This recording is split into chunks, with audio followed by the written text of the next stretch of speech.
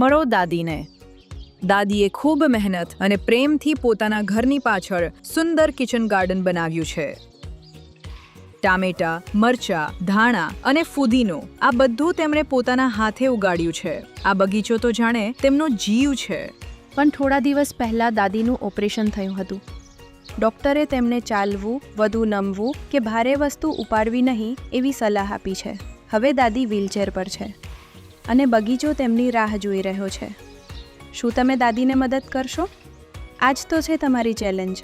તમારા મિત્રો સાથે મળીને એવું એક ટૂલ એટલે કે સાધન બનાવો જેથી દાદી વ્હીલચેર પર બેઠા બેઠા પોતાના કિચન ગાર્ડનની સંભાળ રાખી શકે. પણ થોભો, આટલી બધી ઉતાવળ ન કરો. પહેલાં થોડું વિચારો. બગીચામાં દાદીને કયા કયા કામ કરવા પડતા હશે? આ કામો માટે તેઓ કયા કયા ટૂલ એટલે કે સાધનોનો ઉપયોગ કરતા હશે?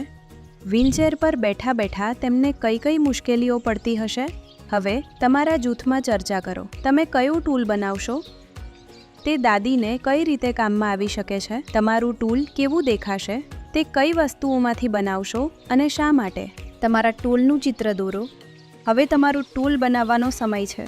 આસપાસ મળતી વસ્તુઓથી તમારા ટૂલનું મોડેલ બનાવો, તેને ચકાસો અને જરૂર હોય તો તેમાં ફેરફાર કરો. ધ્યાન રાખો, વિચાર તમારા પોતાના છે પણ જરૂરિયાત દાદીની છે. એટલે વિચારો, દાદી માટે શું સરળ રહેશે?